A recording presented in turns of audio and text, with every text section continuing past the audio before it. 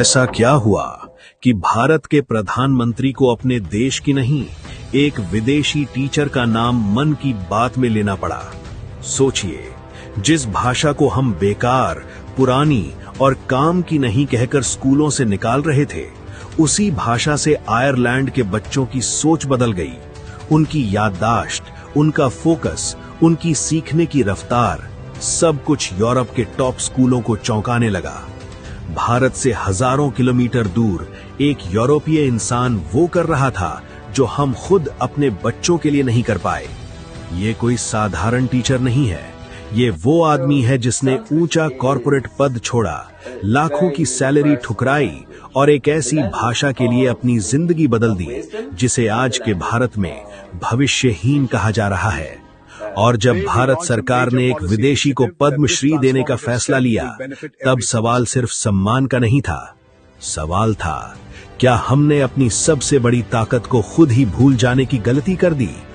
आखिर क्या है रटगर कोटनहॉर्स्ट का वो सीक्रेट मिशन जो भारत से ज्यादा यूरोप को बदल रहा है? तैयार हो जाइए, ये कहानी आपको गर्व नहीं, पहले शर्म और फिर सोचने पर मजबूर करेगी। और अब देखिए वो दृश्य जिसने साल 2022 में पूरे विश्व के होश उड़ा दिए। जब दिल्ली के राष्ट्रपति भवन के गलियारों में रुतगर कोटनहॉर्स्ट का नाम पुकारा गया, तो वहां मौजूद बड़े बड़े विदेशी डिप्लोमैट्स और भारतीय दिग्गज सन्न रह गए। एक ऐसा आदमी जिसके पास आयरलैंड का पासपोर्ट है, जो पूरी तरह विदेशी है, उसे भारत का चौथा सर्वोच्च नागरिक सम्मान पद्मश्री क्यों दिया जा रहा है?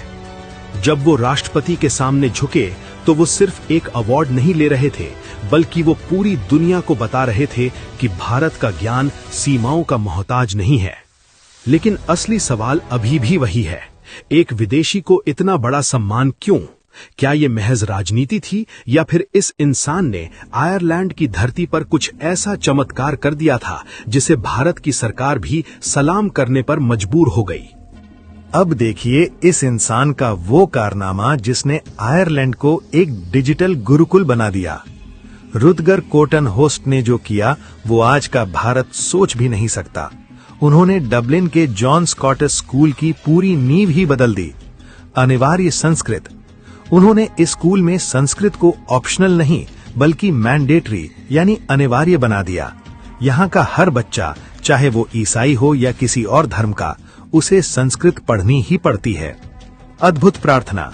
सोचिए, जहां पश्चिमी देशों में बच्चे पॉप म्यूजिक पर झूमते हैं, वहां रुतगर के छात्र सुबह की शुरुआत ओम पूर्णमदः पूर्णमिदं और नमस्ते अस्तु भगवन जैसे मंत्रों से करते हैं। जब ये आयरिश बच्चे एक सुर में प्रार्थना करते हैं तो ऐसा लगता है जैसे डबलिन की हवाओं में साक्षात सरस्वती उतर आई हो। Ayurveda in syllabus. उन्होंने सिर्फ भाषा नहीं पढ़ाई, उन्होंने बच्चों के लिए वेल बीइंग कोर्स बनाया। वहां के 12 साल के बच्चों को पता है कि उनका शरीर वात, पित्त या कफ में से क्या है।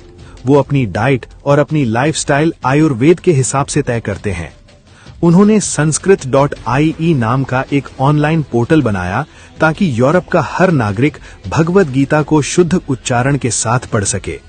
उन्होंने संस्कृत को धर्म नहीं बल्कि विज्ञान बनाकर पेश किया। ये सब शुरू हुआ एक ऐसी खोज से जिसने रटकर की पूरी दुनिया बदल दी। 21 साल की उम्र में रटकर गणित के दीवाने थे, लेकिन उन्हें पश्चिमी गणित में वो पूर्णता नहीं मिल रही थी। तभी उनके हाथ लगी स्वामी भारती कृष्ण तीर्थ की वैदिक मैथमेटिक्स। जब उन्होंने उन सूत्रों को हल करना शुरू किया तो उनके होश उड़ गए। वो जटिल सवाल जिन्हें कंप्यूटर फेल कर देते थे, भारत के प्राचीन सूत्र उन्हें एक लाइन में खत्म कर रहे थे। रटकर चिल्ला पड़े, हाउ इज दिस पॉसिबल? यहीं से शुरू हुई उनकी अद्वैत वेदांत की भूख। उन्हें समझ आ गया कि जिस देश का गणित इतना ताकतवर है, उसकी भाषा कैसी होगी। उन्होंने अपना सब कुछ दांव पर लगा दिया और शुरू हुई एक ऐसी यात्रा जो उन्हें आयरलैंड के आरामदायक कमरों से उठाकर भारत की तपती धूप में ले आई। क्या आप जानते हैं कि एक ऊंचे पद और पावर का मोह छोड़ना कितना मुश्किल होता है? रटगर के पास सब कुछ था। वो जॉन स्कॉट स्कूल के वाइस प्रिंसिपल थे। पूरा डबलिन उनके सामने झुकता था। लेकिन 2009 में उन्होंने एक ऐसा फैसला लिया जिसे सुनकर उनके अपनों ने उन्हें पागल समझ लिया।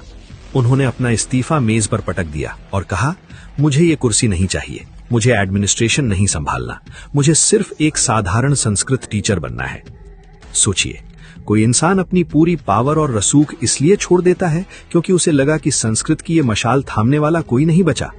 उन्होंने खुद को जीरो बना लिया ताकि वो आने वाली पीढ़ी को संस्कृत का अनंत ज्ञान दे सकें। उन्होंने सोपानम और सरलम संस्कृतम जैसी किताबें खुद लिखीं क्योंकि वो चाहते थे कि आयरलैंड का बच्चा बच्चा अपनी जड़ें भारत में ढूंढ सके। अगर आपको लगता है कि रटगर को ये ज्ञान एयर कंडीशन्ड कमरों में मिला तो आप बहुत बड़े भ्रम में हैं। 2006 से उन्होंने अपनी हर छुट्टी साधना में बिताई।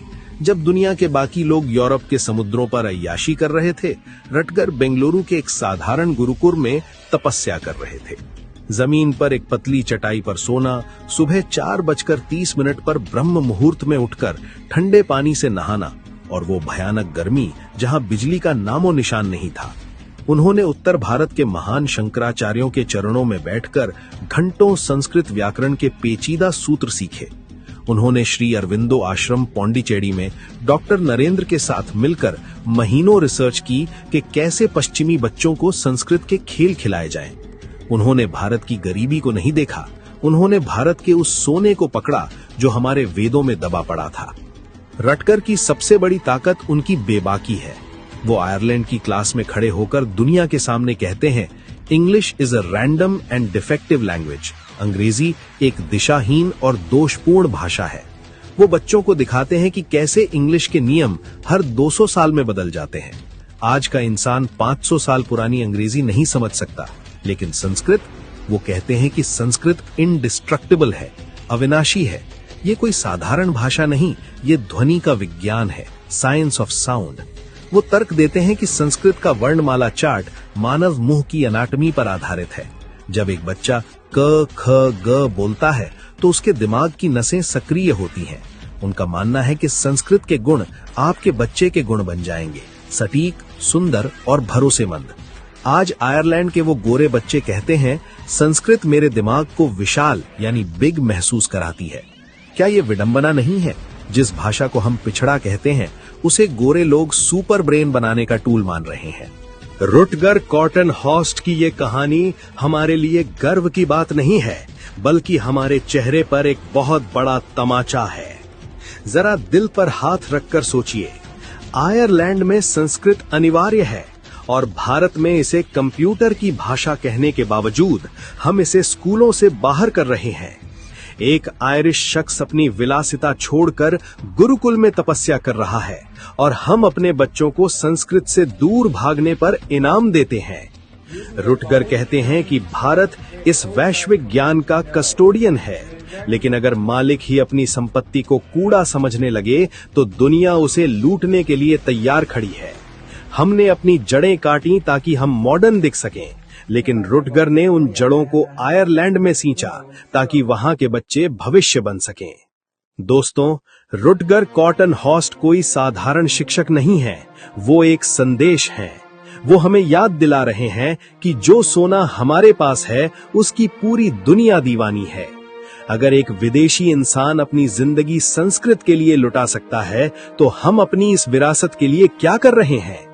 रुटगर आज भी आयरलैंड में डटे हुए हैं, हर दिन यूरोप की हवाओं को ओम की गूंज से पवित्र कर रहे हैं। अगर आपको आज इस आयरिश ऋषि की कहानी ने झकझोर दिया है तो इस वीडियो को हर उस भारतीय तक पहुंचाएं जो अपनी संस्कृति पर शर्म करता है। उन्हें दिखाएं कि असली विज्ञान हमारे वेदों में है।